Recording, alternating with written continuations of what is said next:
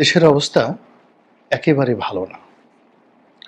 অনেকগুলো বিপদ-বিপত্তি, যেটিকে আমরা অশনি সংকেত বলি, একেবারে উল্কার বেগে দেশের দিকে ধেয়ে আসছে।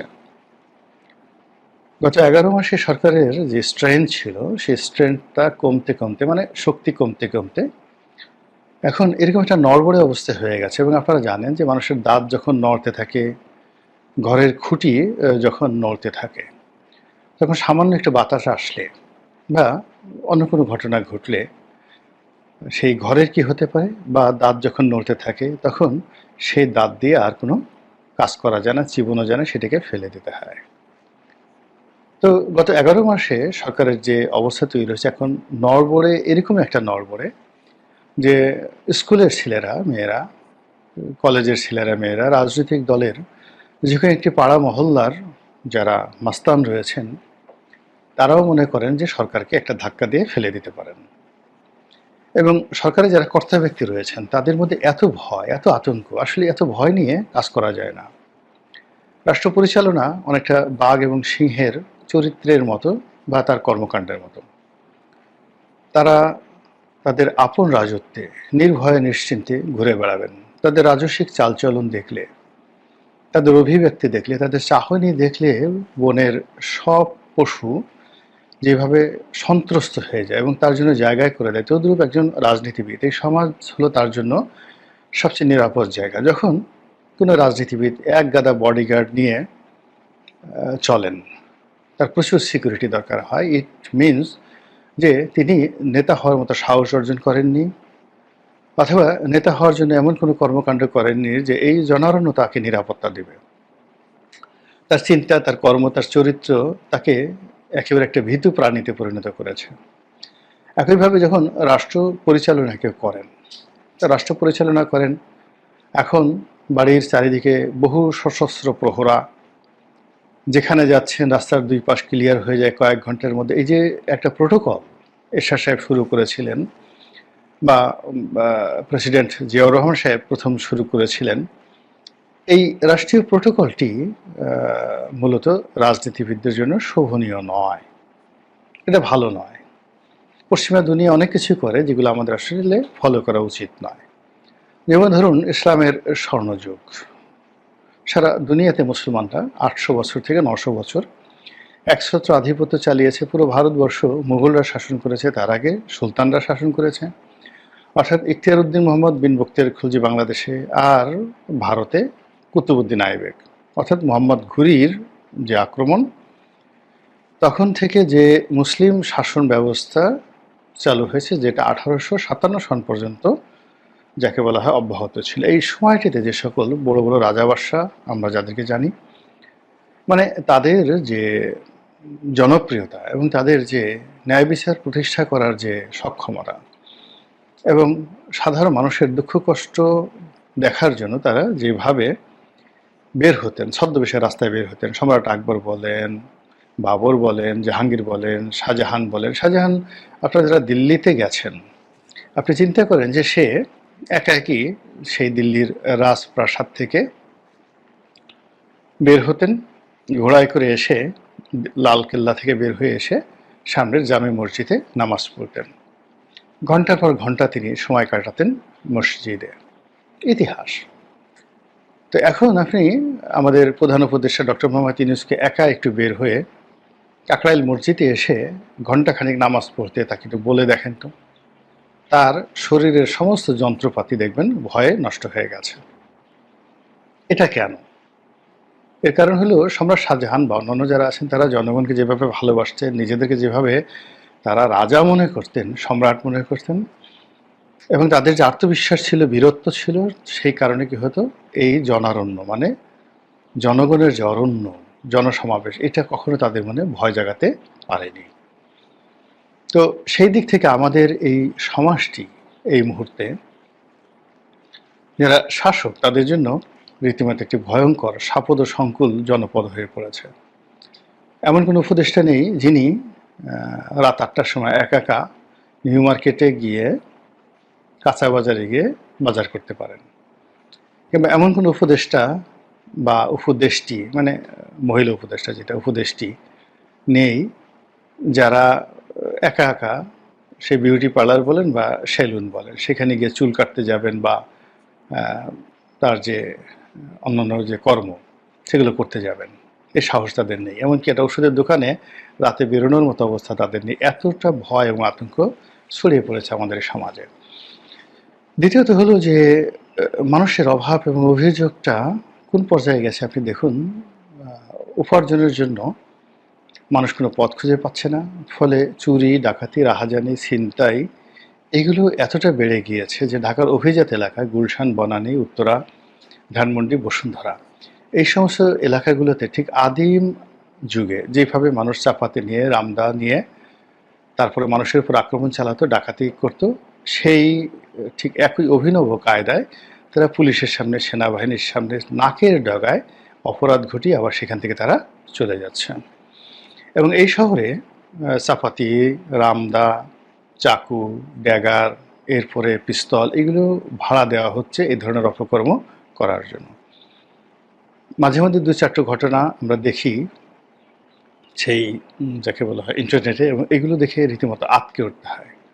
ঢাকার অভিজাত এলাকাগুলোতে বিশেষ করে ধরেন ডিওয়াইসে, যেখানে বেশিরভাগই সামরিক কর্মকর্তারা থাকেন, তো বেশ কয়েকটি ডিওয়াইসিসে গত কয়েকদিনে দুর্ধর্ষ কতগুলো ডাকাতির ঘটনা ঘটেছে। তার মধ্যে বেশ কয়েকজন ডাকাত ধরা পড়েছে এবং এদের মধ্যে বেশ কয়েকজন সাবেক সেনা সদস্য রয়েছে যারা সেনাবাহিনীতে কর্মরত ছিল। তো এইরকম সামাজিক অস্থিরতা, সামাজিক নিরাপত্তাহীনতা এবং একই সঙ্গে বিচারহীনতা চলছে।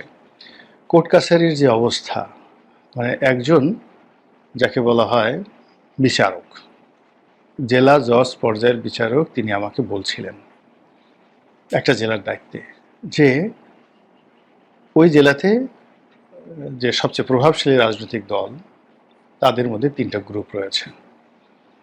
এই ৩টা গ্রুপ সমস্ত উপজেলা কোর্টগুলো, জেলা কোর্টগুলো তারা নিয়ন্ত্রণ করছে, কে জামিন পাবে, কে পাবে না।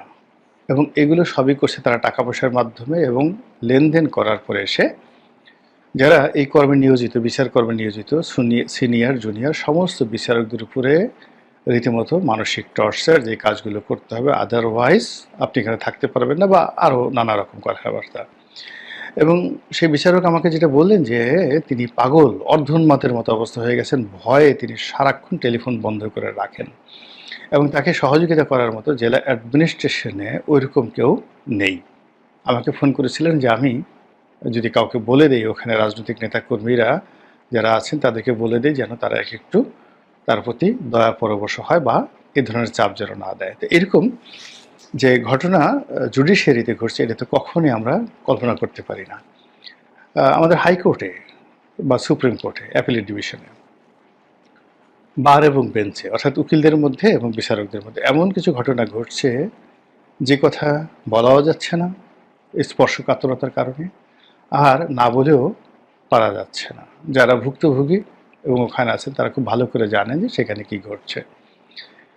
এরপর আপনি যদি সরকারি অফিসগুলোতে যান, আপনি দেখুন এ যাবৎকালে এই গত 11 মাসে কয়বার সচিবালয়ের মধ্যে গেট ভেঙে ঢুকে গেল ছাত্র জনতা, আনসাররা ঢুকে গেল।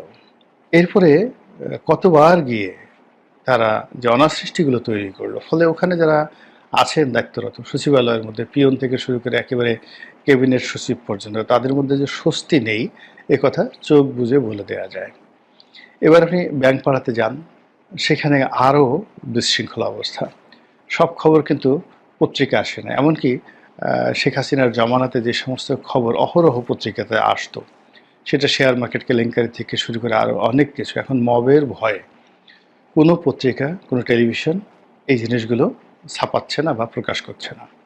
সামাজিক মাধ্যমে কিছু কিছু বিষয় আসছে, কিন্তু বেশিরভাগ বিষয় কিন্তু আসছে না, কিন্তু তলে তলে একেবারে সর্বনাশ যা ঘটার তা কিন্তু ঘটে যাচ্ছে। এর বাইরে যে রাজনীতির দুর্বৃত্তপনা, অর্থাৎ রাজনীতির এখানে 3টি বিষয় রয়েছে। 1 নম্বর নেতিবাচক বিষয়, সেটি হলো রাজনৈতিক প্রভাব ব্যবহার করে চাঁদাবাজি করা, অবৈধ উপার্জন করা, দখলবাজি করা। এবং এটি গত 11 মাসে কতটা দুর্বিষহ, বেপরোয়া, কতটা অমানবিকভাবে ঘটে চলেছে, মানে প্রেজেন্ট পারফেক্ট কন্টিনিউয়াস টেন্স। 2024 সনের আগস্ট মাসের 5 তারিখ থেকে আজ অবধি এটা জ্যামিতিক হারে বেড়ে যাচ্ছে জনপদে, প্রতিটি জনপদে। মানুষের জীবনের অর্থবিত্ত, ক্ষমতা, নারী, মানে যা কিছু তার কাছে আকর্ষণীয় আছে, সব আকর্ষণীয় বিষয়বস্তু ক্ষমতাধরদের দয়া এবং করুণার উপর নির্ভর করছে। এরপরে দ্বিতীয় যে বিষয়টি, সেটা হলো রাজনৈতিক পদ এবং পদবি লাভ। অর্থাৎ কোনো একটা স্থানীয় নির্বাচন যদি হয়, সেটা দলীয় নির্বাচন হোক কিংবা ইউনিয়ন পরিষদ নির্বাচন হোক, সেখানে পদ পদবি লাভের জন্য যে ছুটোছুটি হচ্ছে, মারামারি হচ্ছে, কাটাকাটি হচ্ছে, অন্তর্ঘাত হচ্ছে, অন্তর্দ্বন্দ্ব হচ্ছে, এর বাইরে রাজনৈতিক প্রতিপক্ষদের সাথে যে মারামারি হানাহানি হচ্ছে, এটি বাড়তে বাড়তে এখন বিভাগীয় পর্যায়ে চলে আসছে। রাজশাহী, চাঁপাইনবাবগঞ্জ, চিটাগং, সিলেট, ঢাকা শহরে দেশের এবং বরিশালে দেশের প্রধানতম রাজনৈতিক দলগুলোর শীর্ষ নেতৃবৃন্দ যেভাবে পরস্পরকে বিষোদ্গার করছে, হুমকি ধামকি দিচ্ছে, যে কোনো সময় এটি রক্তক্ষয়ী সংঘর্ষে পরিণত হতে পারে। অন্যদিকে এই বিষয়গুলো তদারক করার জন্য থানা, পুলিশ, প্রশাসন, এরপরে সিভিল সোসাইটি বা আমাদের যে স্থানীয় যেটা যাকে বলা হয় বিচার ব্যবস্থা, পাড়া মহল্লায় যে বিচার ব্যবস্থা ঐতিহ্যগতভাবে চালু রয়েছে, এই পুরো বিষয়টিতে রীতিমতো ধস নেমেছে।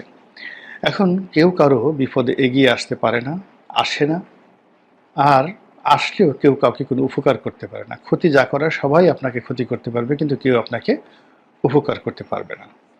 ফলে কি হলো, এই যে এতগুলো সমস্যার কথা বললাম, এই সমস্যাগুলো বাড়তে বাড়তে বাড়তে বাড়তে এক একটা সমস্যা এক একটা রাক্ষস হয়ে, এক একটা সমস্যা একটা খোক্কস হয়ে, এক একটা সমস্যা বজ্রপাত হয়ে, রীতিমতো ঝড়ের গতিতে আমাদের জাতীয় জীবনে, পারিবারিক জীবনে, ব্যক্তি জীবনে, রাষ্ট্রীয় জীবনে ছুটে আসছে।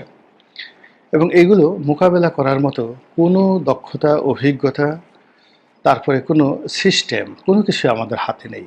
আজ ধরুন যে আমেরিকা হঠাৎ করে আমাদের 35% যাকে বলা হয় শুল্ক বসিয়ে দিল, যেখানে $8 বিলিয়ন আমরা এক্সপোর্ট করি। $8 বিলিয়ন মানে $1 বিলিয়ন 10,000 মানে 1,20,000 কোটি টাকার মূল্যর আমরা যে গার্মেন্টস সামগ্রী আমরা সেখানে এক্সপোর্ট করি।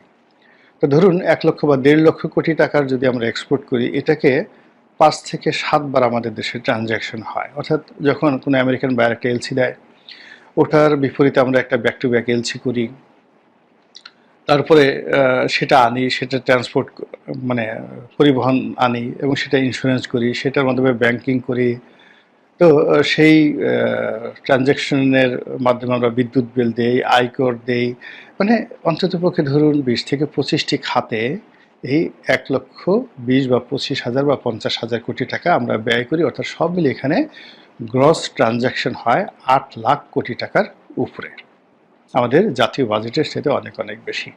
এই আমেরিকার সাথে আমাদের শুধু গার্মেন্টস সেক্টরের ব্যবসা, এই ব্যবসার উপরে হঠাৎ করে 35% ট্যাক্স বসিয়ে দিল এবং আমাদের যারা প্রতিদ্বন্দ্বী আছে ভিয়েতনাম, তাদের ট্যাক্সের সংখ্যা বা পরিমাণ মাত্র 20%।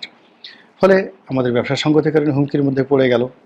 এবং এই যে প্রাথমিক যে হুমকি এবং প্রাথমিক ধাক্কা, এটি কাটিয়ে ওঠার জন্য যে ব্যাংকিং সাপোর্ট দরকার, যে ইন্স্যুরেন্সের সাপোর্ট দরকার, সরকারি সাপোর্ট দরকার, এই সাপোর্ট দেওয়ার মতো এই ইন্টারিম গভর্নমেন্টের কোনো সামর্থ্য নেই। ফলে সমস্যা বেড়ে গেছে।